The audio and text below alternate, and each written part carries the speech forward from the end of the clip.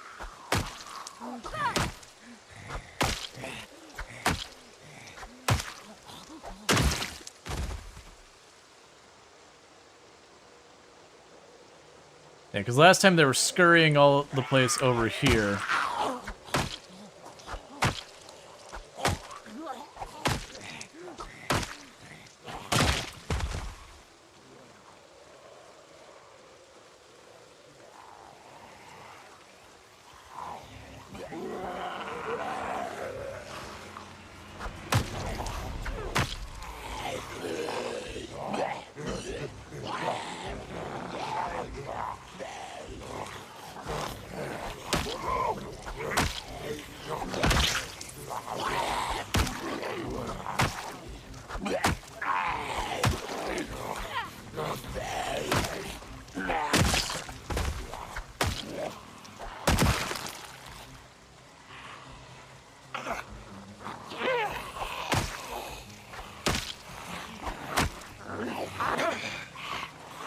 Alright, rock's broken.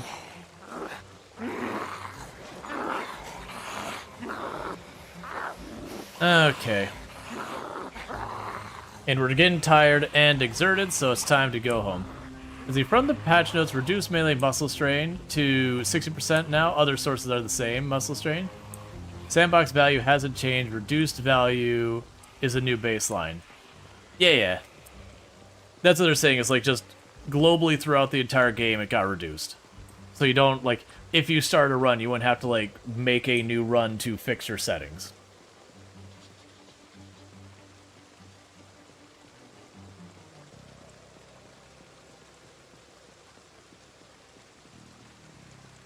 Alright.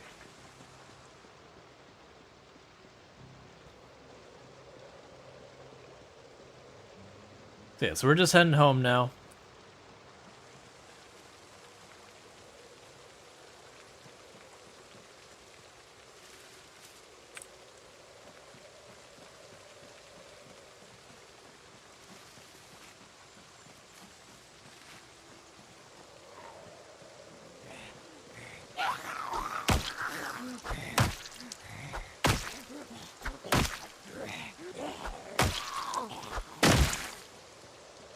We don't want to stay here any longer than we have to, just because if we're out here we can get caught by more zombies, and we're on the slow downward spiral if we do. It's also why I'm not foraging, because like right now we're good on food. I definitely want to keep foraging when we run around, because we'll just find magazines and our good stuff, you know, as we go.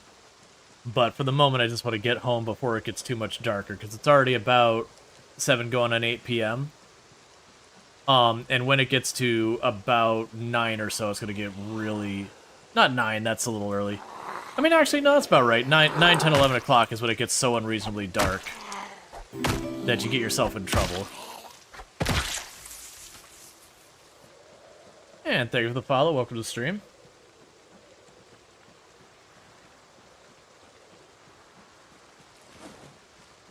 Okay, so we are not ready for another poison berry yet.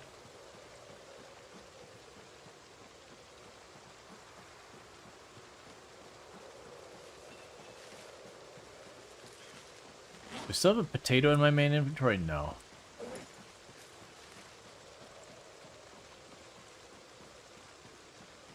$16 hunger? Let's eat half of that.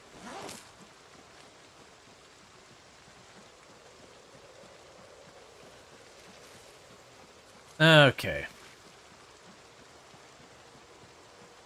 What's your favorite melee weapon? So I can't speak for Build 42. I haven't played enough yet. We haven't had enough experimentation with the new weapons and all that. Historically, it's been the hunting knife. When I did my run where I set the record, as well as the character I've got that's still alive, that's at like 180-something thousand kills or whatever she's at, both of them, their listed favorite weapon was hunting knife.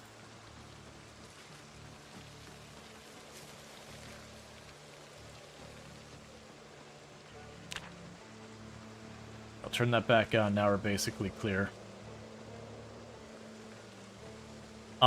It's because in that build, the short blades basically you could fight for just about ever without break once you got some fitness and all that. I don't think it'll be the same way in this one, and plus with the sharpness mechanic, I have a feeling that because of sharpness, the blunt weapons are going to end up being where the magic happens. That stopping to resharpen your weapons is going to become a pain point.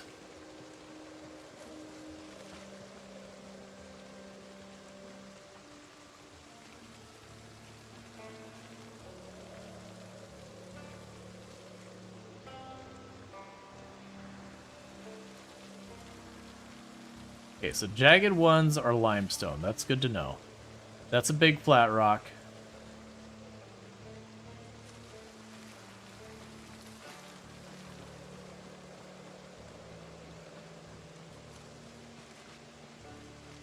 So go down here, get some water.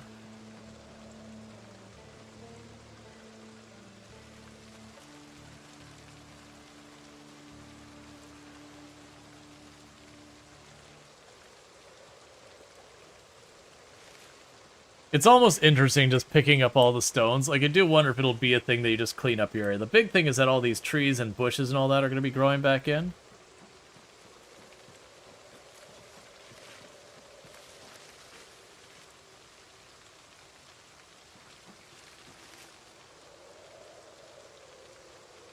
So carrots aren't dead. They're way out of season. But none of these have been growing successfully. Like I said, I'm pretty sure where they start you would need to be planting the stuff early on. Just build a big giant wood floor around.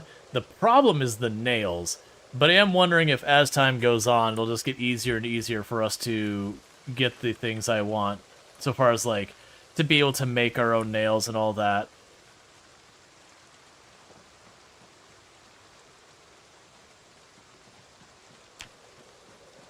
Alright, it's getting kind of dark for that.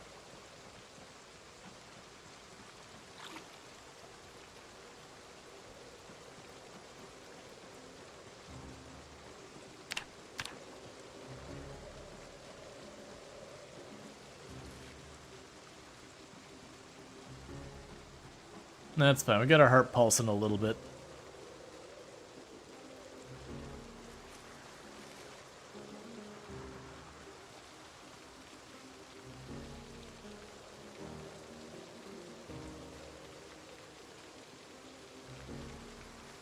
Yes, those are all just dying.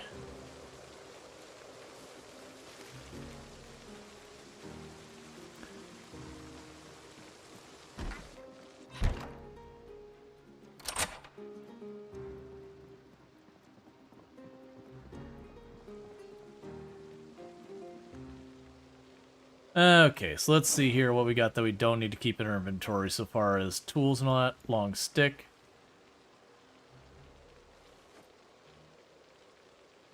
Got more of the hemp. Got more stones. I'll take those since we're just using those as weapons now. And we can go to crafting.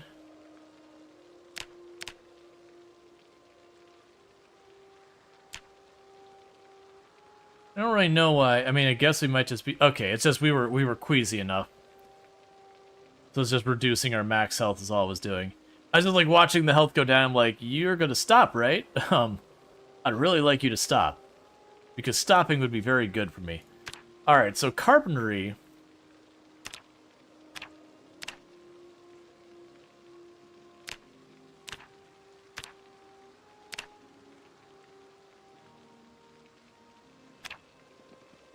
I'd have to make some axolot. Because we still want the carpentry for a lot of stuff. I hope you can make nails. You probably can. Or if not nails themselves, something you could effectively substitute a nail for. But I haven't looked into it, because I know you can make a forge, which would imply we can make metal, which implies we can make a lot of things.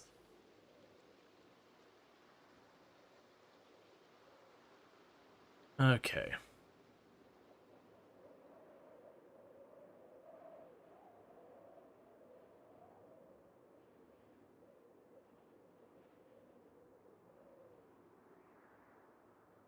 Okay, go sleep.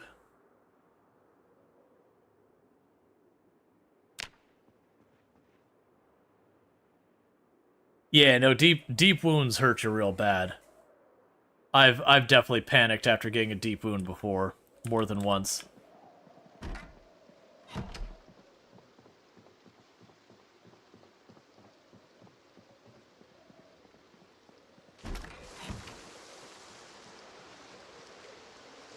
Okay, so let's turn that back on in case we find a magazine or anything. We can go down to here. Eat the stale berry. It'll probably be poisonous, but that's fine. Yup. Pure poison. Go ahead and eat a lemongrass. And thank you, Apollo. Welcome to stream.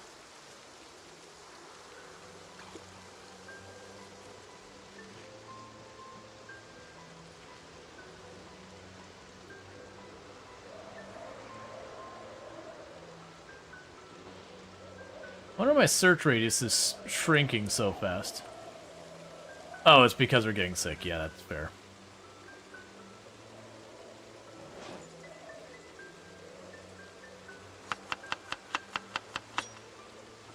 Okay, let's eat that potato. Sorry about that.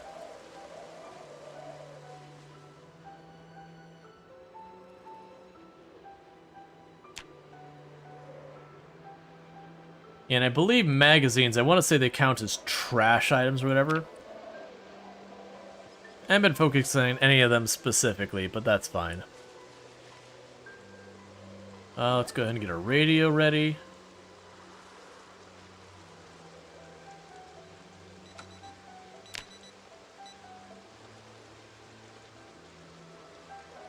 And not putting a big amount of focus on trying to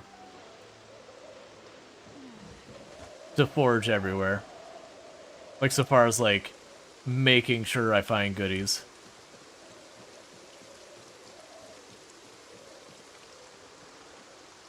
Just wandering, seeing what we find.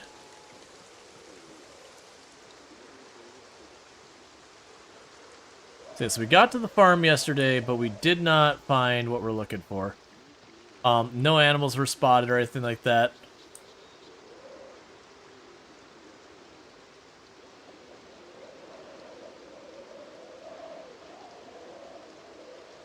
Okay, no signs of animals or anything on any of those ways. Looks like the rain is going to maybe end today, which would be really nice. There will be more light and rain tomorrow, and a severe thunderstorm in 5 days. Thank you for the follow. Welcome to the stream. We have been dealing with perpetual rain. I wonder if maybe part of the reason why the crops aren't making it is they're just all being drowned.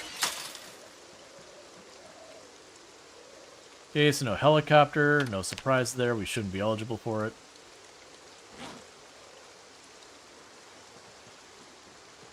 Alright. Is that a new rock?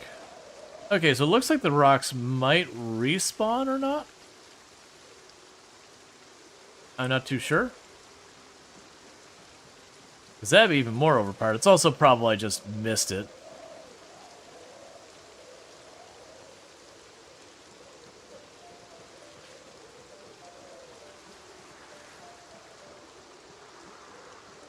Okay, so yeah. So we're still working our way over.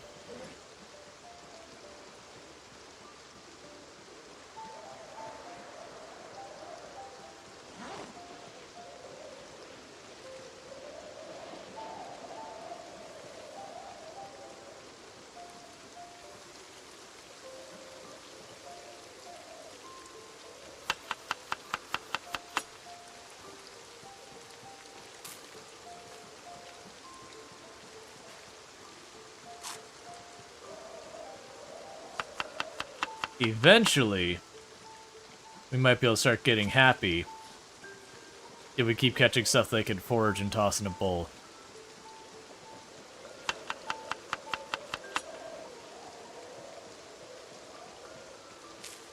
It does make me wonder if we would eventually learn to make the fishing pole and traps and all that just by continuing to build up carving.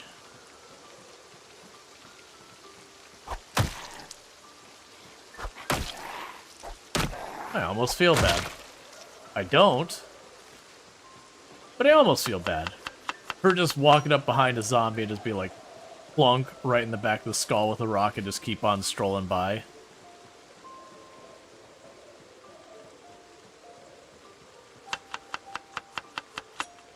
Getting that mileage out of that onion.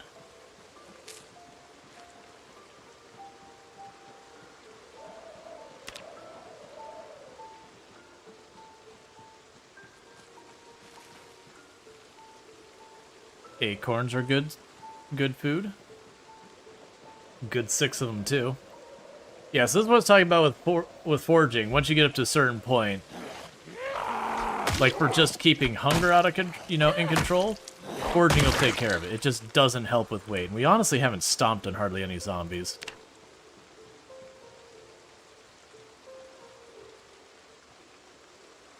How good is the lighting? The lighting is pretty solid. I've been very much enjoying it.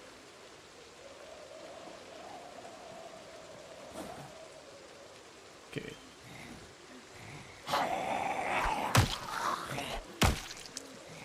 I'm trying to drop those sticks that are heavy on the ground.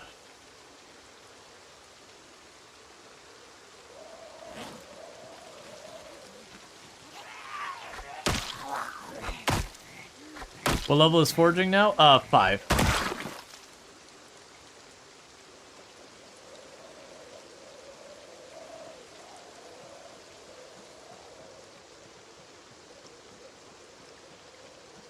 Okay.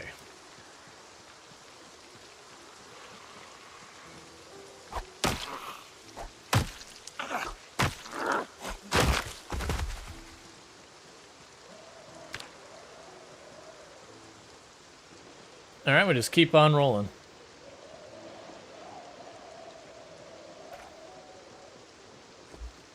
You're saying, you found out you can train maintenance by making stuff that requires it? Kinda cheesy, but it's nice.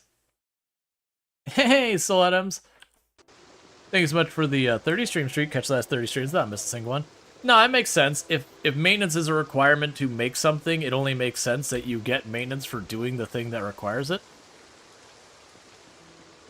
I don't see a reason why it shouldn't. And honestly, maintenance isn't a skill that completely breaks the game. It just makes your weapons last longer.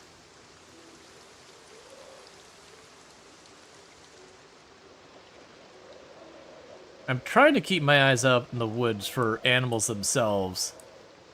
And I'm also trying to make sure I always have some of the forest in here in case we get tracks or something.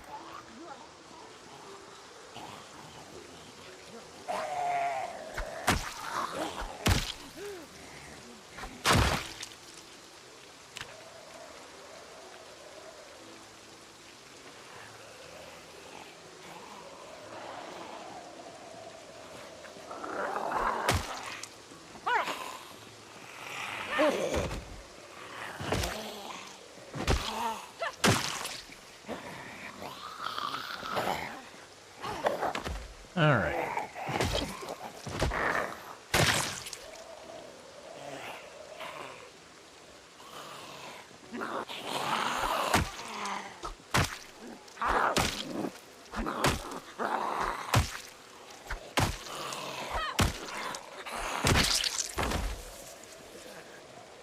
You know, there's a good chance a lot of the animals are fleeing away because they're hearing me fight.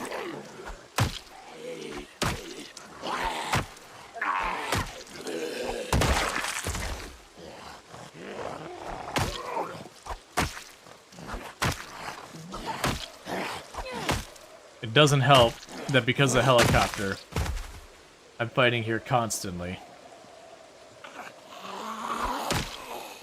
But hey, this is part of how you expand where you can go in 16 times pop. You just keep moving around, keep fighting more and more, until the zombies stop showing up someplace. And little by little, you expand your territory.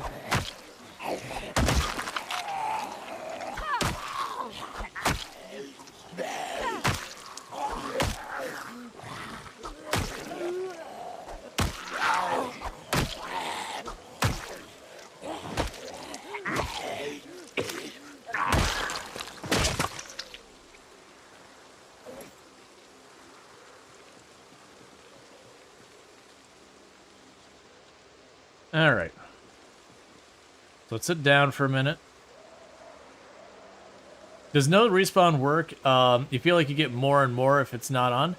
Yeah, no, respawn works. That's a a lot of people don't realize how many zombies will end up in your area just from redistribution, migration, and even just the zombies will try to not be too densely packed. So areas with high population, the zombies will literally like push each other out. So it will feel like the zombies just keep on coming and coming and coming. But after a little while, you just start seeing the groups going from like 16 to 10 to like 5, and then suddenly you'll start having it where zombies just stop showing up. But it kind of takes you breaking through the most of the numbers before you get to that phase. But yeah, no, I can assure you it works. I have full cleared areas many times in this game.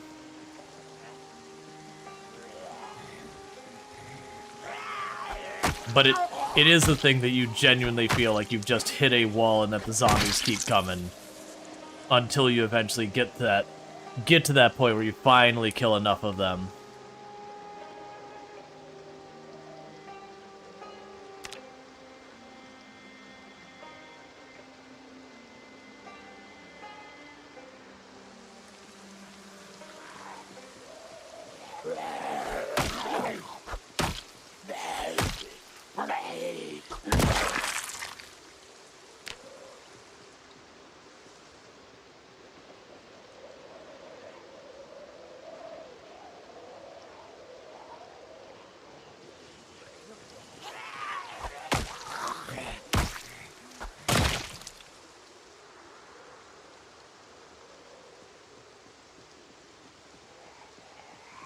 I look forward to the zombies thinning out enough that I'm not constantly dashing around trying to clear them out again and again.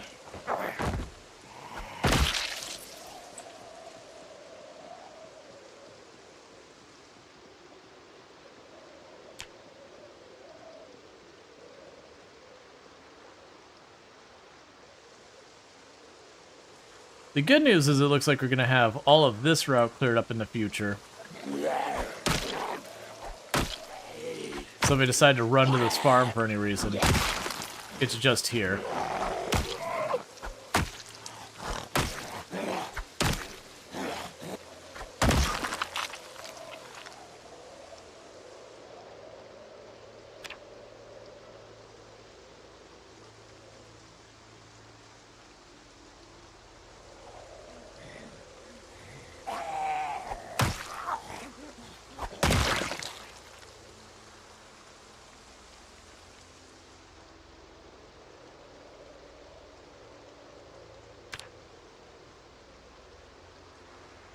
Okay.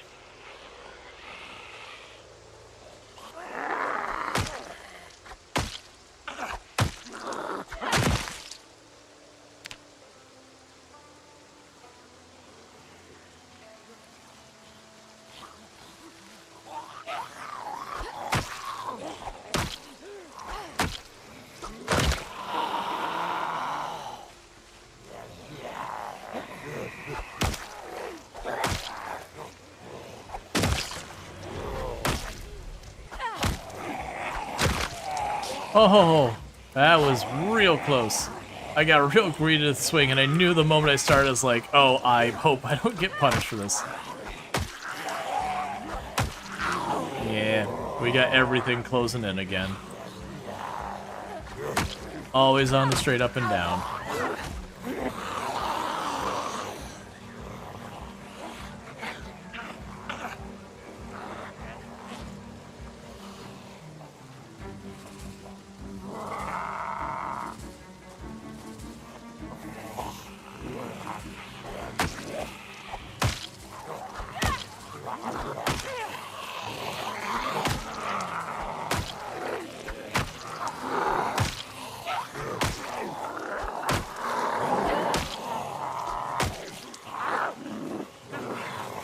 Okay.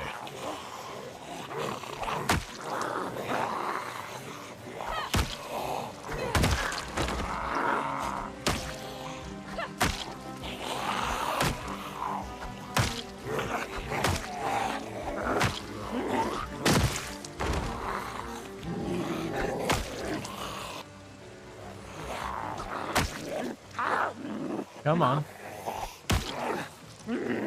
Come on. Alright, muscles are actually getting strained, finally with the stone.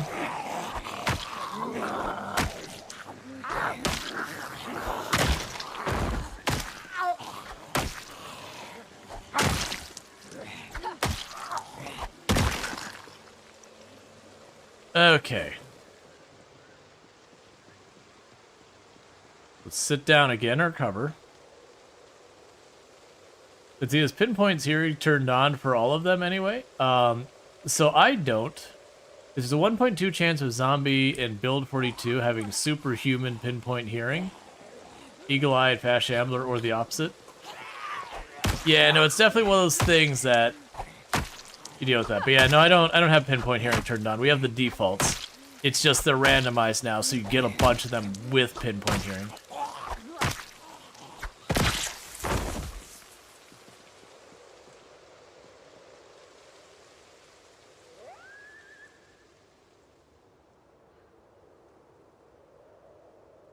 Okay. It was in previous runs? No, I didn't often run with pinpoint hearing. I did have a time where I got bugged that I had effectively pinpoint hearing, but it wasn't a choice, it was a bug at the time. It was a pretty short-lived bug during the unstable branch back in, build 41 days. After it was released, it was an unstable version of build 41. The mods command is wrong. There are no mods loaded. I'm not currently running any mods to speak of. I just haven't updated it since build 42 dropped. Oh yeah, no, it was terrible. I was in the Louisville military checkpoint and I got trapped in with over 30,000 zombies on the next grid over.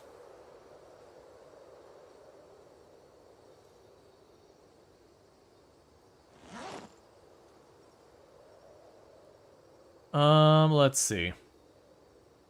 So we're not sick anymore. Let's eat another berry.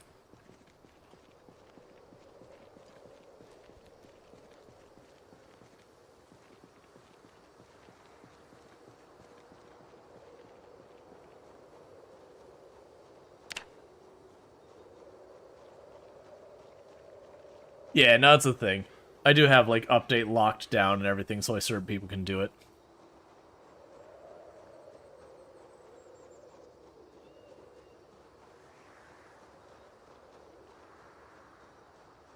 Because, like, time-wise day, we're actually making decent progress for the time. I'm just not achieving the goal I want, which is find food.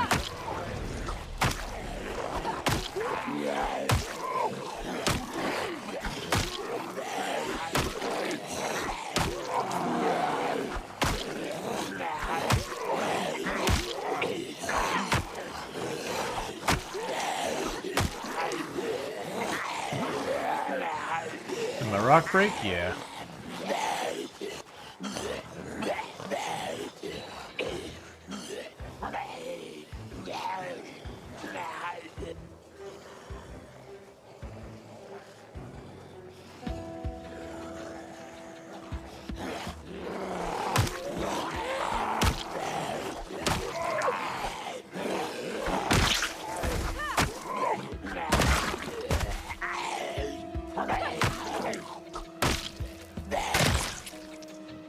We seem to be hitting kind of our limit with the muscle strain with the rock. That the strain is outpacing our recovery.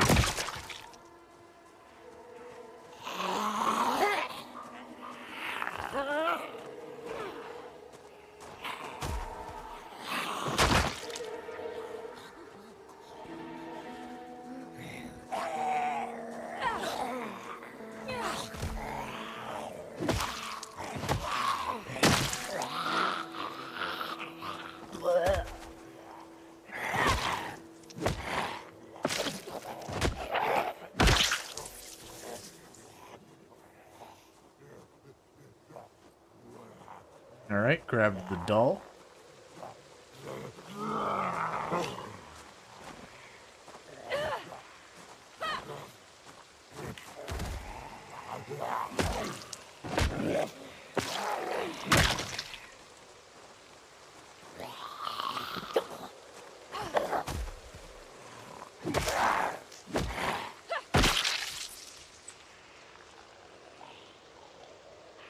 Alright, let's back off again.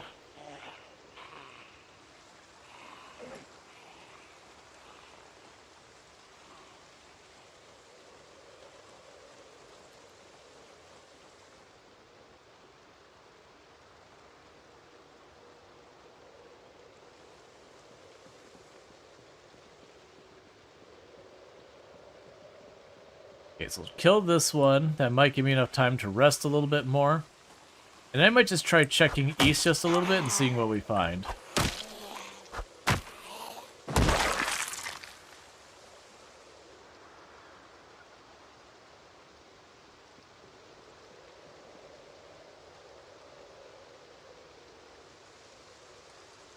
See if we can either find, like I said, some evidence of some kind of animal. Because I think we're to the point I'm gonna just have to hunt.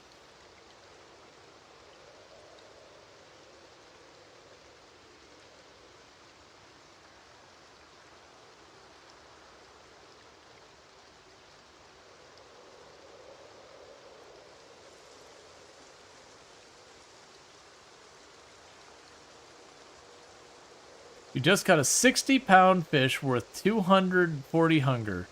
You set it down for a second and you can't pick it back up to move it. Interesting. You might be able to walk up to it with your crafting menu and fillet it despite the fact that you can't pick it up. Because a lot of time your crafting menu will defy some rules of carry weight. Either you'll make something that's heavier and all that. Filleting needs a table? Oh. I don't know how you get around that. But you have a table in your truck? Gotcha.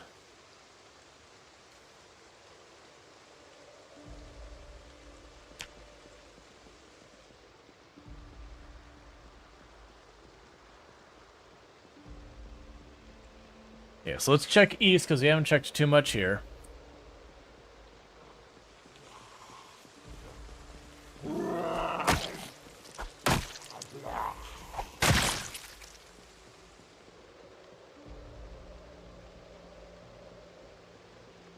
We got a couple down here.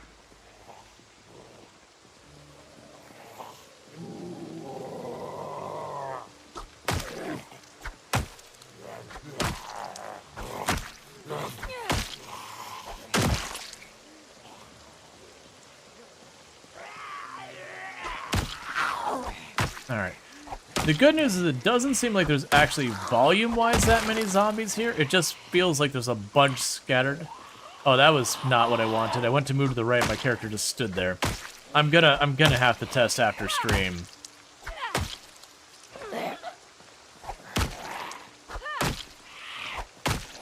What's going on with that?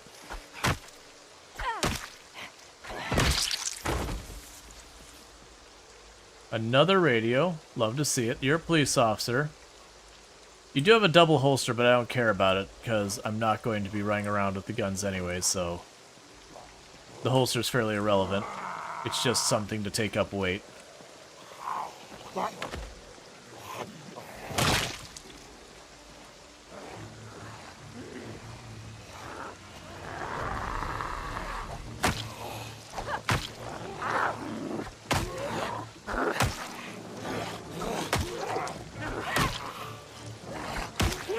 Rock's probably about done.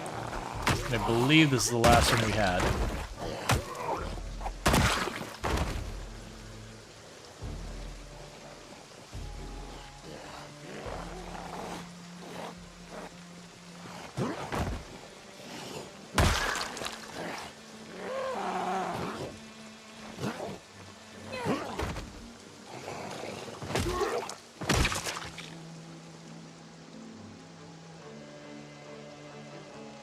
He's used rock as a weapon? Yep. As you learn game mechanics, which mode should you choose? I don't honestly think it sort of matters that much between the different modes. Like, Apocalypse is kind of the default difficult mode. Survival and Builder are a bit easier. But ultimately, my recommendation is when you're first learning the game to just get a weapon, go fight a zombie. Do so until you can consistently kill the zombie without taking injury. Then go try and pull like 2-3 zombies and win And once you can kind of do that with some level of consistency, then you can start worrying about surviving. Because if you try and just start surviving early on, you're basically just playing the game until you run into a situation where you kind of have to fight, and that'll get you in trouble. Plus, generally speaking, killing the zombies in the area is always the best move to keeping yourself alive, just because the zombie that isn't alive can't sneak up on you anymore.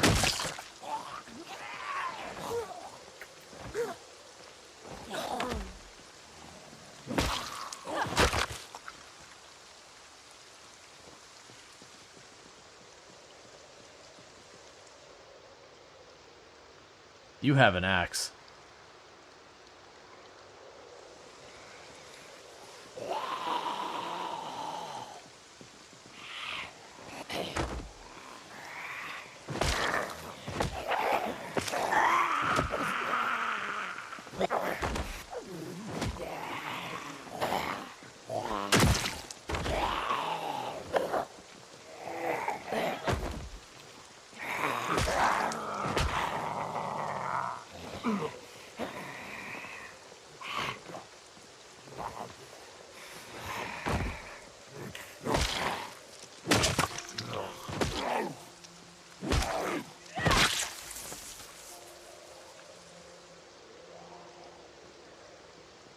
I think we back off. I'm down to 1 stone that's mostly destroyed. Muscle fatigue is getting to a big problem. I'll take care of the ones chasing me now. But there's a lot of zombies up ahead that if we keep pushing, we're just going to get in trouble. Choose dude agreed. Yes. I've been thanking you for the follow. Welcome to the stream. Yeah, as you stomp on stuff, you will gradually break your shoes, and they will eventually just disappear. And I have absolutely done that where I stomped on a zombie, jumped through a window that I had broken the glass out of, and then landed on the broken glass, not realizing I had lost my shoes. It was great. Getting 2 deep wounds on your feet jumping into a place is good. Thank you, Wonder_Izzy, for subscribing for 1 month. And thank you, Wonder Izzy, for the... what kind of sub's that? The Prime Gaming sub. I really do appreciate that. You only get 1 of those a month, and you used it here. So thank you so much for the Prime Gaming sub. It means a whole heck of a lot that you use it here out of anywhere on Twitch. So thank you so much for that. Thank you, Samurai Ninja Master, for subscribing for 7 months. Hype train is go. And thank Choo you, choo. and thank you, Samurai Ninja Master, for the Prime Gaming sub. That's 7 months you've been subbed to channel, so I really do appreciate that. Do you have zombie respawn turned off? Yes. If you're playing in anything over, like, anything high pop or higher, you want respawn turned off, because you will run into situations where you can't even theoretically keep up with the rate they respawn, because it's something like 10% per 3 days in game is the respawn rate. There's a lot of fuzziness around that because of, you know, have you been near and all that stuff. But then if you go to a place like downtown West Point on 16 times pop where there's 20, 30,000 zombies in a tile, you can figure out the math on how many zombies you have to kill per day just to counter one single cell's respawn. Let's see, you finished saying exactly what you're talking about. Trying to survive and then had to fight a zombie and you didn't know how. You know how it ended. That's exactly the reason why I'm like, yeah, when you start the game, just throw down with the zombies until you can manage to not just get killed instantly. When I say killed, any injuries, because in Product Zomboid, any injuries does thing. And that's without using anything that is non-renewable. So no guns, no Molotovs, no burns. I mean, grab a weapon, go bang on a zombie till it's dead. Once you can do that till you can get, 2, 3, 4, 5 regularly without any injuries whatsoever that you feel comfortable, that's when you start going, how long can I survive? Not that you shouldn't try to survive otherwise, but you get the point. If you can't win the fights with the zombies, they will eventually get you killed because there is only so much you can do to avoid the zombies. Sooner or later, you're gonna find yourself stuck in a fight. Thank you so much for kicking off the night. Appreciate it. And know what? Burns? Yeah, so burns are when you put down a campfire, you light it, you walk a zombie through that campfire, and then you rally it around other zombies to catch them on fire. It's something I actually very much discourage players from doing, because it is one of those things that usually, one, it's not really a sustainable thing. And two, it does basically wreck your world, that everything gets burned down and trash and looks terrible. You lose most of your loot because it burned. If the zombie has a katana on it, and you're like, oh man, my first katana, I'm so hyped, and then it catches fire, and you don't get to have that katana. That katana was never yours. It was the game actively punishing you for burning it. It wants you to watch that katana get destroyed, just so you can feel the pain inside.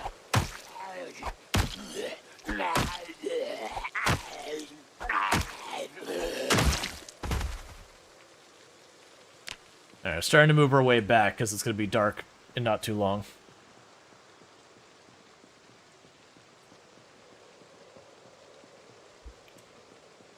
Yes, essentially. Alright, so I wonder if we just ping-pong back and forth where one day I try and go south, one day I try and go north until we find something. Wonder if we can burn down a skyscraper with a microwave? Yeah, so you can start buildings on fire like skyscraper. That's actually the thing is, it won't make the entire building like collapse or anything. There's no physics enabled on the buildings. But you will have it where tons of the building will be scorched. There'll be holes in the floors and walls and all that kind of stuff. And it really does just kind of mean that that building is unusable forever. Because once you've set a building on fire, unless you are slowly and meticulously repairing it, it's just too easy to just fall through a random spot in the floor. It's just way too dangerous. You just kind of write that building off as a permanent loss.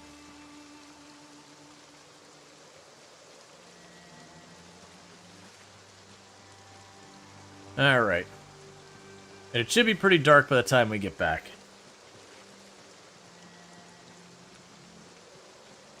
What time is it? Gotcha. But yeah, I know it's one of those things that fire gets around really, really fast, so it ends up being kind of a big issue.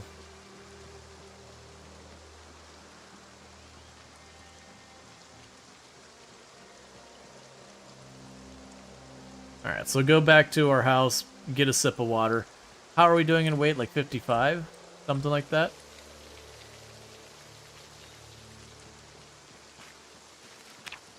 $58. Okay, so it's not as bad as I thought. The good news is the rate we lose weight is going to slow down. It's still dangerous. We're still very below weight. But I do believe we still have another almost 23 kilograms we can lose before we start dying.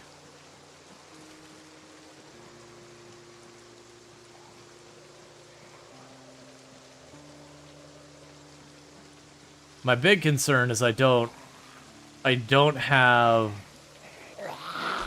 a real plan yet for gaining that weight. For countering that loss. I need a source of better food. And going to town, like if things get desperate, if I get down to 40, I might have to just kite my way through town and see if I can't get into anything.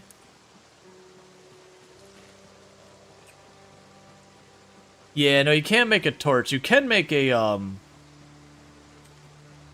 kind of a scuff flashlight where you use, like, a tin can and a piece of metal, you know, and a light bulb and all that.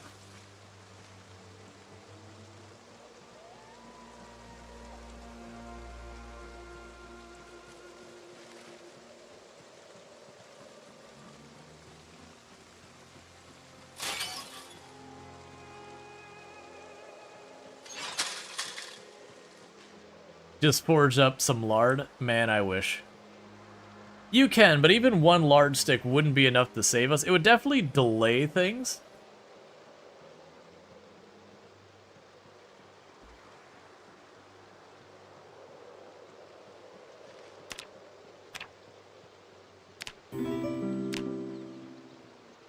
Thank you for the follow. Welcome to the stream. I wonder if you only see the footprints if you're focused on them or whatever.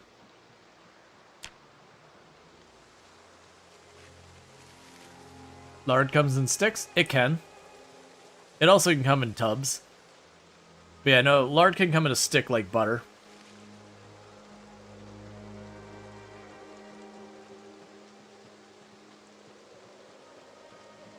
What are your loot settings? Default. The problem is with 16 times pop, I can't really get anywhere very fast. So, like, I can't just roll into town and grab a bunch of food. Sneaking into a building on 16 times pop ain't happening. And then kiting all stuff away really is also not happening. Too many eyes, as it were.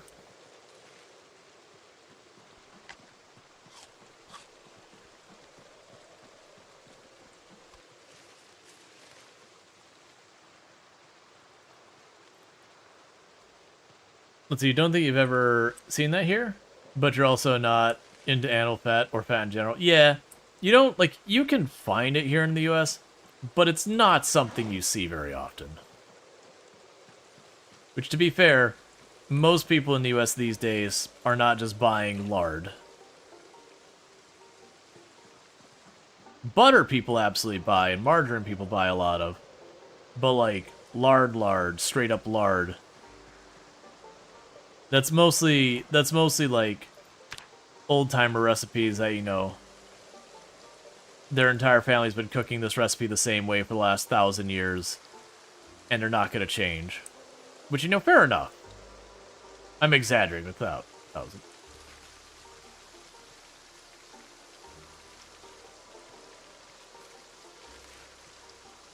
And Shaw on a 90 stream streak, 9-0. It's like you've seen a couple of streams or so.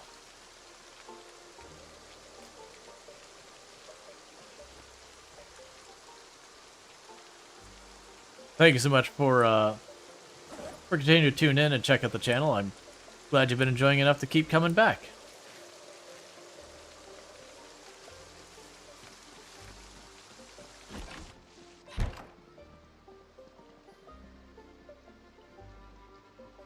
A lot of people are using tallow today, which is basically rendered fat. Yeah, no, I believe it.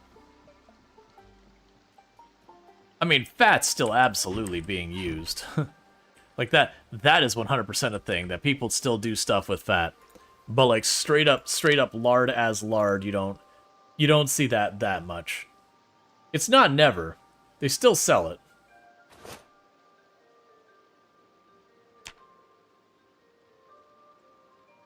Alright. So I'm glad our hunger is completely managed and our area is for the most part clear right now. I am struggling real hard at coming up with a solution for our weight though. So let's take consideration to what we have. So my options that I could probably resolve our weight from, one is figure out hunting. I feel like that's gonna be a problem with the zombie population just because trying to track a animal at all with zombies everywhere, even in the quiet places that just get moved around from the helicopter, that's going to be tricky. I do think finding animals, like, to raise is probably a good one. People have specifically mentioned cows are amazing for it. If I can find a cow and bring it home, which I don't know how we bring a cow home without a vehicle. I'm assuming I would have to pick it up and move it, which I'm not sure how that's going to work out for us. Fishing with the pond? No, so the problem is, my options are, I can find the magazine for getting the fishing. Find the magazine for getting the, what's the word? The fishing pole recipe. Because I have the materials and I have the skill, but I don't have the magazine recipe. I can find a magazine for trapping. That's another option. I can hunt, like get good at hunting enough that we can sustain our weight. That one I'm less confident in being able to do sustainably, but I feel like we might be able to manage. Or I need to find animals that I can get food from. So far as like pigs, cows, chickens, whatever. I do suspect by the time it would take me to build up enough chickens to be able to survive, I'll probably already be in trouble. As far as the cows go, ultimately, if I slaughter a cow, I could probably just ram food into our mouth until we're, up in weight a little bit. So I'll have to figure out how to deal with that. You're also guessing animals require feed. I don't know. I haven't messed with it enough. I believe they require water. I thought they could eat the grass, and I think over the winter you might have to feed them. That's all new material that I'm sure I'm gonna mess up and all that. But the point is we do have options. I don't know if the town we're nearby has a bookstore or someplace that I can potentially find the magazines, or a place that, because it's another option that if I could just roll into town, I might be able to just find sticks of butter and all that. I don't think the butter goes bad in the game. I can't remember. But we might be able to find a bunch of junk food and just binge junk food to get our weight back up. But it is gonna thing. It's the spearfishing being removed and fishing poles being locked behind a magazine. Feels like a day of change. I don't think so. The question comes down to is I know a number of these recipes. Where are you at? I know a number of these recipes over here can be unlocked through skilling up. I don't know how much. So it could genuinely be a thing that I hit carving 5 and I could just make it. Or something like that. You see, roll into town, high speed mission. That, I mean, it's not going to be high speed. There's no way. I might have to just run around, like, kiting the zombies to find things and then try and get myself away and then come back later. But that's what we'll have to figure out. But with that said, let me go ahead and get ourselves a quick sleep here. Because I kind of wanted to assess the things I need to be focused on. Because right now the biggest threat for us is our weight loss. We're at 58 kilograms, and 35 is, I believe, when we start dying. So, like, we are at the point that we are very low weight. And I believe it's 35. I could be wrong, it might be 50. If it's 50, we're in really bad shape. We'd have to see where we get.